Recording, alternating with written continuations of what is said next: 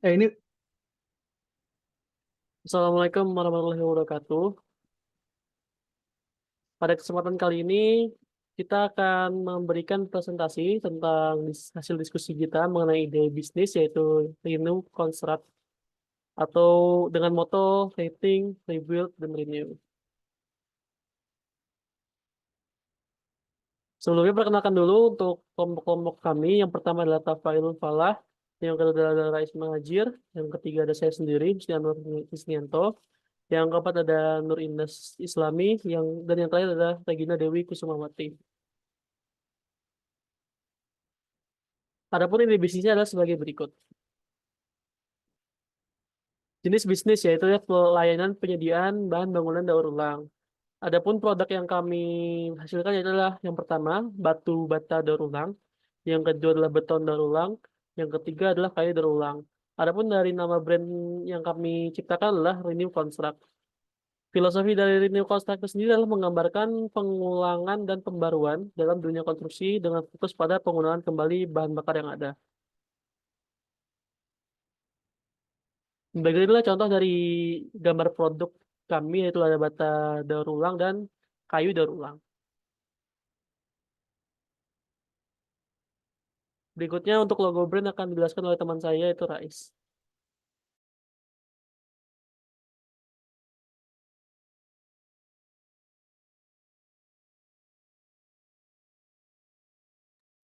Selanjutnya filosofi logo Renault Kontrak menggambarkan filosofi perusahaan dalam menggunakan bahan bangunan daur ulang.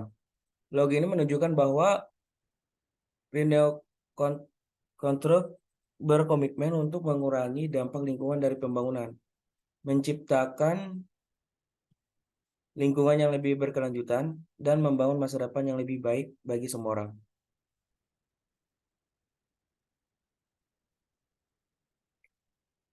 Dan selanjutnya filosofi yang pertama, tangan adalah simbol dari manusia yang menunjukkan bahwa manusia adalah agen perubahan.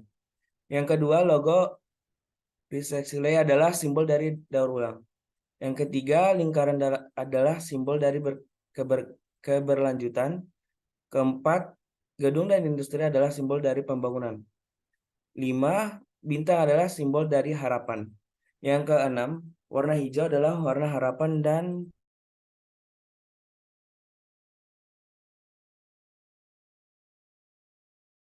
business model canvas.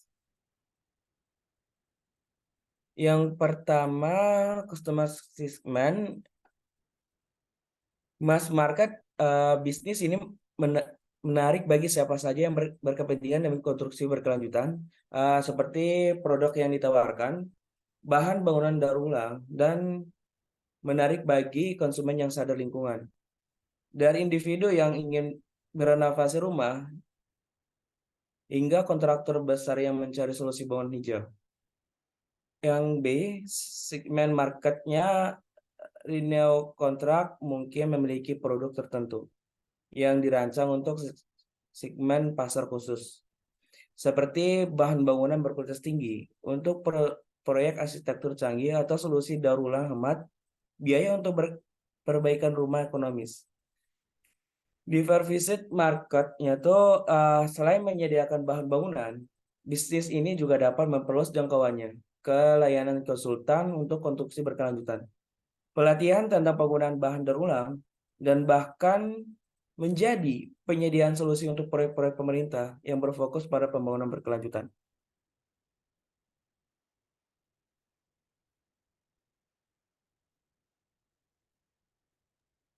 selanjutnya value proposition. Yang pertama ada sustainability, yaitu menawarkan solusi pembangunan yang berkelanjutan, berkontribusi pada upaya lingkungan dengan mengurangi limbah konstruksi dan mendorong ekonomi sirkular. Selanjutnya ada harga kompetitif. Bahan bangunan daur ulang seringkali lebih terjangkau dibandingkan bahan baru. Menyediakan solusi ekonomis tanpa mengorbankan kualitas. Lalu ada kualitas dan keandalan. Meskipun daur ulang, bahan yang ditawarkan memiliki standar kualitas tinggi, memastikan keandalan dan daya tahan. Selanjutnya, dukungan dan pendidikan, yaitu menyediakan sumber daya pendidikan dan dukungan bagi pelanggan yang ingin mempelajari lebih lanjut tentang konstruksi berkelanjutan dan penggunaan bahan daur ulang dalam proyek mereka. Selanjutnya ada keterlibatan komunitas, yaitu memperkuat hubungan dengan komunitas lokal melalui inisiatif daur ulang, lokal karya, dan kemitraan dengan organisasi lingkungan. Dalam promosikan Renew Construct, beberapa saluran promosi dapat dikembangkan serupa dengan pertama, ada media sosial dan situs web. Memanfaatkan media sosial untuk menjangkau audiens yang lebih luas. Lalu ada pameran dan acara khusus, yaitu menghadiri dan berpartisipasi dalam pameran konstruksi dan keberlanjutan. Selanjutnya yaitu kolaborasi dengan institusi pendidikan dan penelitian. Kolaborasi dengan institusi pendidikan membangun kemitraan dengan universitas, sekolah teknik, dan lembaga penelitian untuk mempromosikan inovasi dalam daur ulang bahan bangunan. Selanjutnya ada customer relationship. Yang pertama ada bantuan personal dan interaksi langsung. Menyediakan layanan pelanggan yang sangat baik, di mana pelanggan dapat berinteraksi langsung dengan tim untuk mendapatkan bantuan dan informasi mengenai produk dan layanan daur ulang. Selanjutnya pengalaman belajar dan edukasi. Menawarkan pengalaman edukatif di tempat seperti tur ke fasilitas daur ulang atau lokakarya tentang konstruksi berkelanjutan. Yang ketiga adalah fasilitas dan layanan tambahan. Menyediakan area istirahat dengan fasilitas yang nyaman bagi pelanggan yang mengunjungi fasilitas atau kantor. Selanjutnya komunikasi yang responsif, yaitu memiliki saluran komunikasi yang sudah diakses seperti nomor telepon, email, atau media sosial. Selanjutnya ada program loyalitas dan penghargaan. Mengembangkan program loyalitas untuk menghargai pelanggan setia. Yang terakhir, aktivitas dan acara komunitas. Melibatkan pelanggan dalam acara komunitas seperti pameran daur ulang, lokakarya, konstruksi berkelanjutan, dan proyek lingkungan.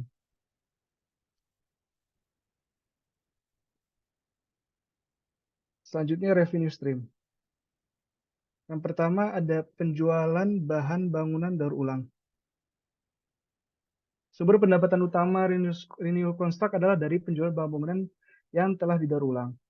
Yang kedua ada jasa daur ulang, menyediakan jasa daur ulang bahan bangunan untuk kontraktor dan pemilik rumah. Yang ketiga konsultasi dan desain berkelanjutan, menawarkan layanan konsultasi dan desain yang berfokus pada pemanfaatan bahan bangunan daur ulang dan prinsip konstruksi berkelanjutan. Yang keempat adalah workshop dan pelatihan, mengadakan workshop dan sesi pelatihan tentang daur ulang bahan bangunan dan konstruksi berkelanjutan. Selanjutnya ada fixed pricing, dapat menerapkan sistem harga tetap untuk produk dan layanannya. Yang terakhir kerjasama dengan proyek pembangunan, berpartisipasi dalam proyek pembangunan besar sebagai pemasok bahan daur ulang, bekerjasama dengan pemerintah atau perusahaan swasta dalam proyek infrastruktur untuk pembangunan berkelanjutan.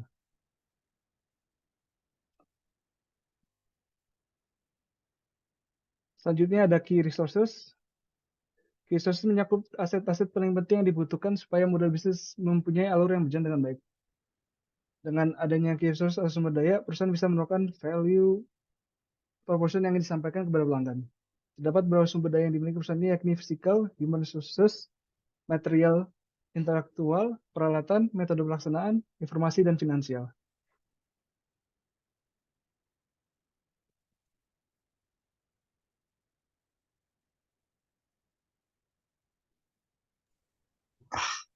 Selanjutnya adalah key activities dari bisnis ini adalah yang pertama, pelayanan yang baik yang diberikan kepada konsumen pada saat berkonsultasi. Yang kedua adalah pengembangan rencana proyek yang melibatkan estimasi biaya, jadwal waktu, dan alokasi sumber daya. Yang ketiga, pengembangan desain arsitektur, teknik sipil, dan teknik lingkungan yang mencakup gambar kerja, spesifikasi teknis, dan dokumen desain lainnya. Yang keempat, pembelian dan pengadaan bahan konstruksi seperti bahan daur ulang. Yang kelima adalah pengemasan struktur bangunan yang direnovasi. Yang keenam, pengujian kualitas dan inspeksi untuk memastikan bahwa pekerja konstruksi memenuhi standar dan spesifikasi. Yang ketujuh, tindakan untuk mengembalikan kondisi lingkungan setelah selesainya konstruksi. Yang kedelapan, menerapkan praktik keselamatan dan kesehatan kerja untuk melindungi pekerja dari pihak yang terlibat. Yang kelima adalah pencatatan dan pelaporan semua aktivitas proyek, termasuk perubahan, kendala, dan pencapaian.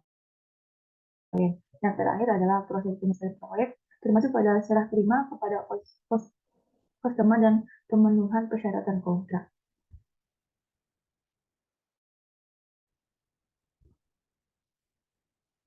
Lalu selanjutnya untuk key partnership ini di sini menjelaskan kemitraan utama dengan menggambarkan jalinan pemasok dan mitra lainnya agar suatu model bisnis bisa berjalan lancar.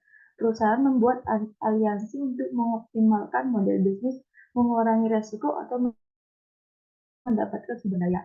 Terdapat beberapa jenis aliansi, diantaranya aliansi antar pesaing, bekerjasama dengan kontrak sub atau spesialis untuk melibatkan keahlian tertentu, kemitraan dan pemasok bahan daur ulang untuk konstruksi, dan bekerjasama dengan perusahaan arsitektur. Untuk motivasi suatu kemitraan berdasarkan oleh optimasi dan skala ekonomis, pengurangan resiko dan ketidakpastian, akuisisi sumber daya dan aktivitas tertentu, serta selalu ramah terhadap lingkungan.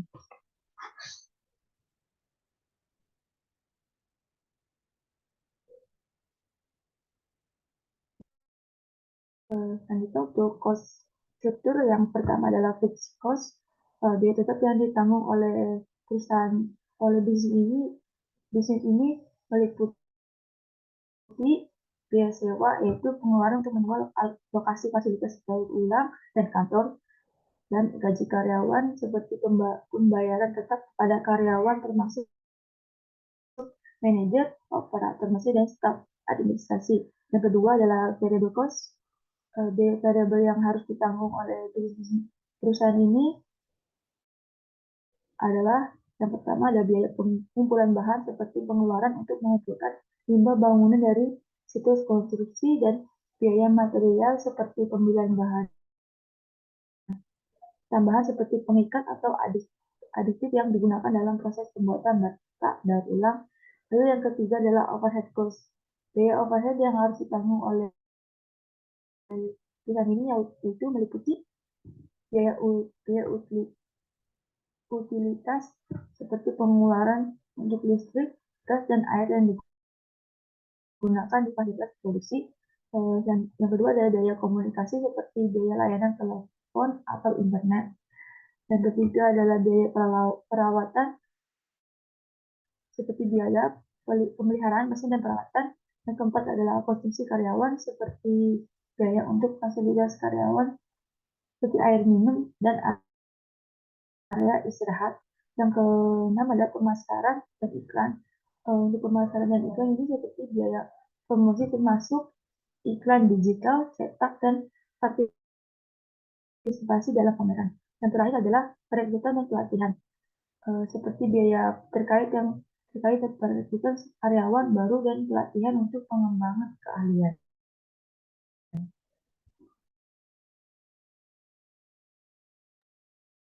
Yang selanjutnya ada analisa SWOT dan list resiko solusi atau strategi mengatasi resiko.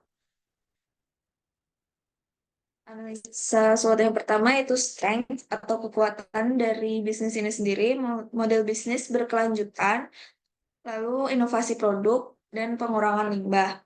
Yang selanjutnya weakness atau kelemahan dari produk kami adalah ketergantungan pada pasokan limbah, persepsi pasar, dan biaya operasional.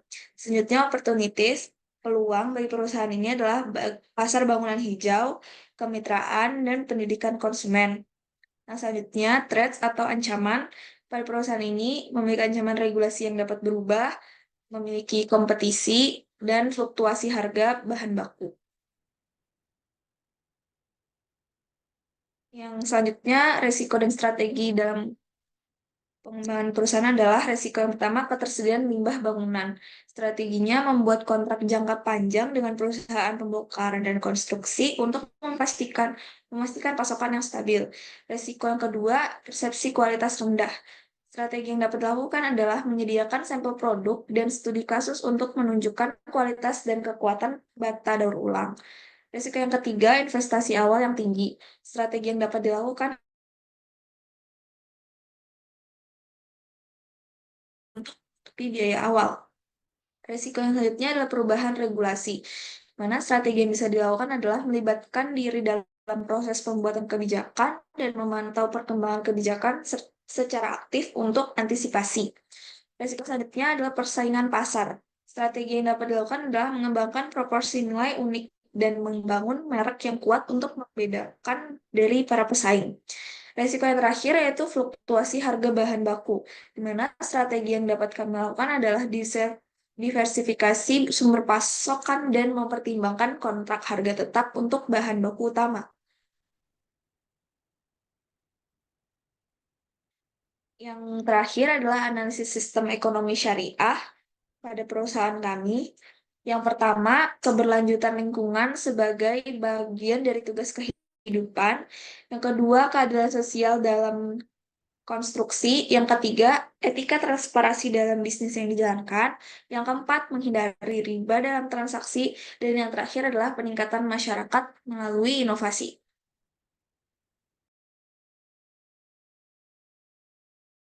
Baiklah, sekian pemaparan dari ide bisnis produk yang kami ciptakan.